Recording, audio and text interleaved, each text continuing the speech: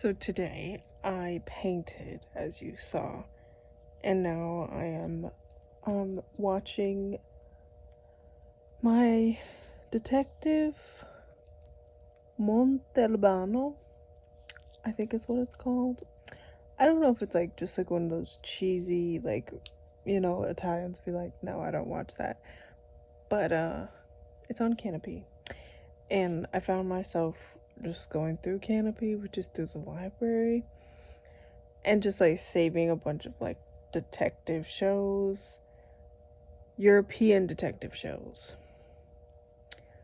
So maybe we have a new hyperfixation.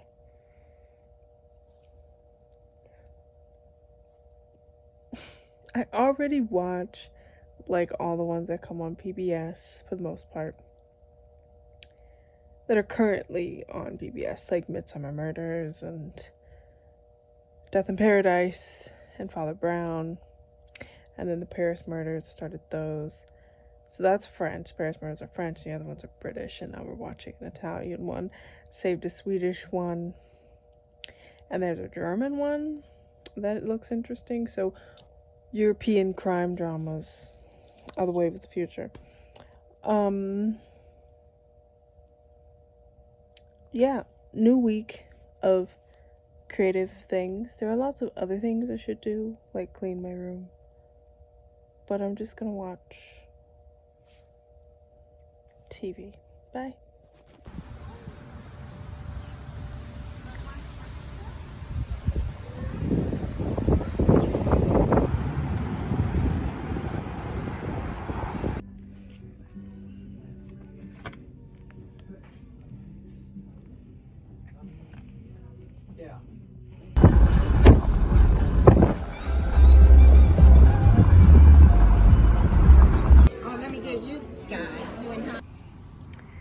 Okay, friends, today is another day of painting.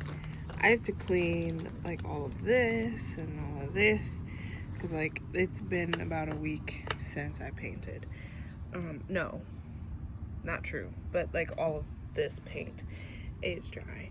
Today I want to fix this and then maybe do something with this, or maybe even the flame. I don't know what we're doing, but this has been bothering me, so I'm gonna fix that today, and I'm gonna clean my palette real fast. So yeah.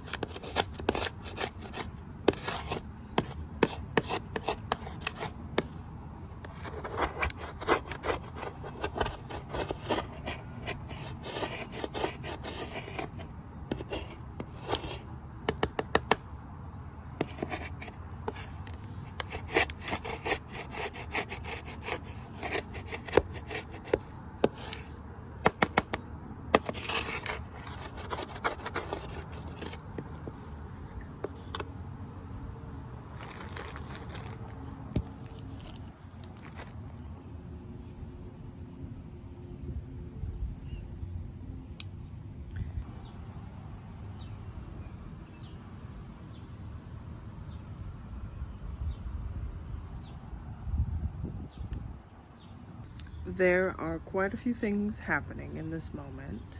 So we've got our varnish, we've got the satin one. I'm going to varnish not the actual painting, but a different painting, just to test it out.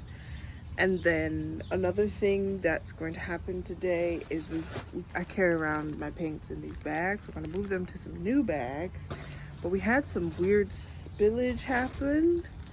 So I'm going to probably end up, some of my brushes got kind of sticky and stuff like that. So we're probably gonna, I don't know if we'll do all this today, but we're gonna probably clean the brushes off a little bit.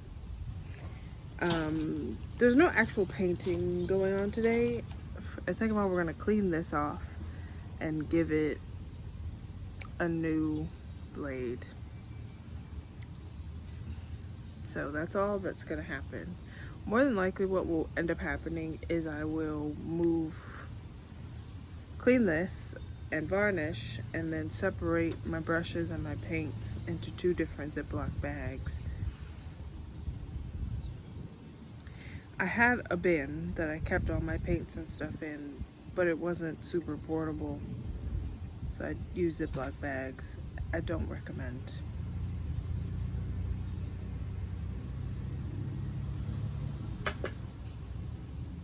That's it.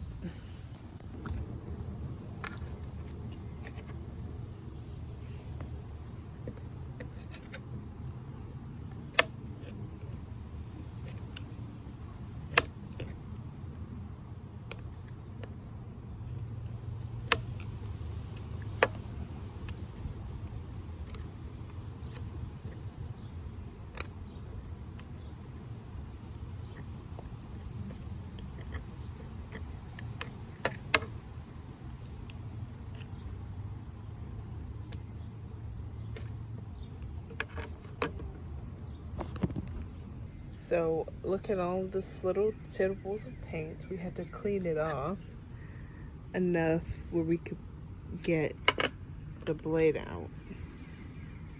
This is like years worth of, yeah, look at those. Those are my hands. Years. Like, last time I changed my blade was 2020. Years of just collected paint. I don't even know. Wow.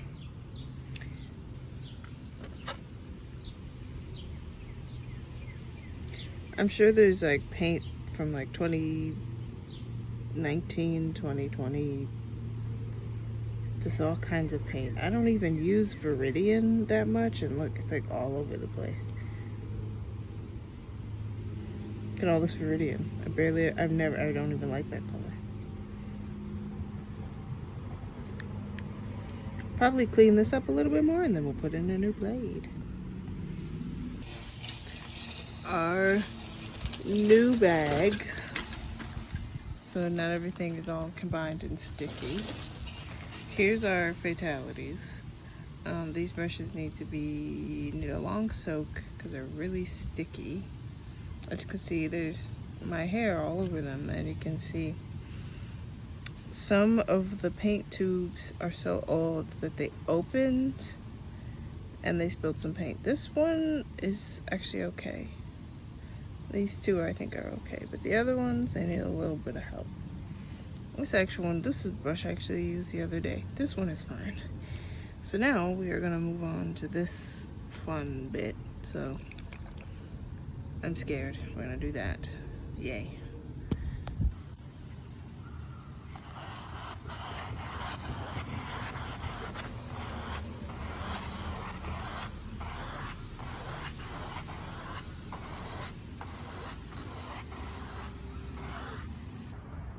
We are going to the museum.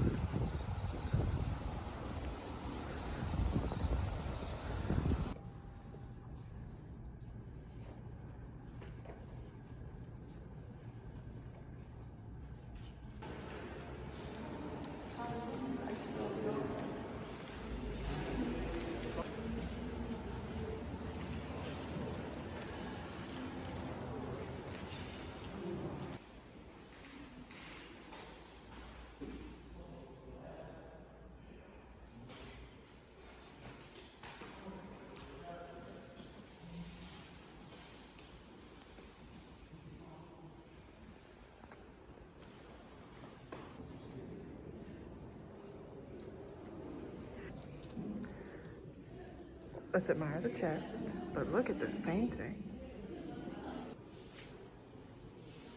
Look at this Holy Family. Look, no baby Jesus. And Mary playing and Joseph just relaxing in the back. This is so sweet. Look.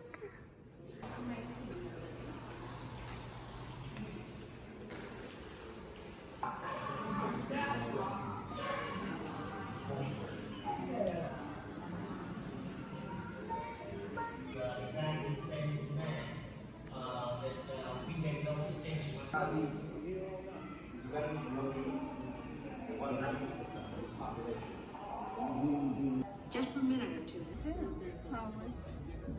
This is a finish. It is time to varnish this painting. So I looked online and most people said when this is like dry to the touch, you can basically varnish it with this stuff. So this is dry. I use such thin layers of paint that they take a few days, not nearly as long as they would if it was thicker. So now we are ready to finish this.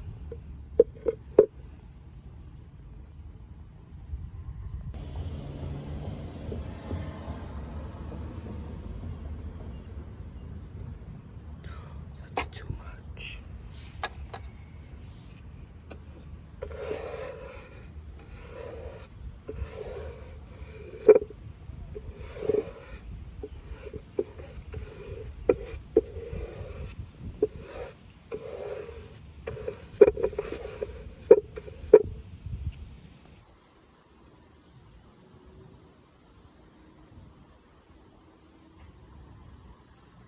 All vanished.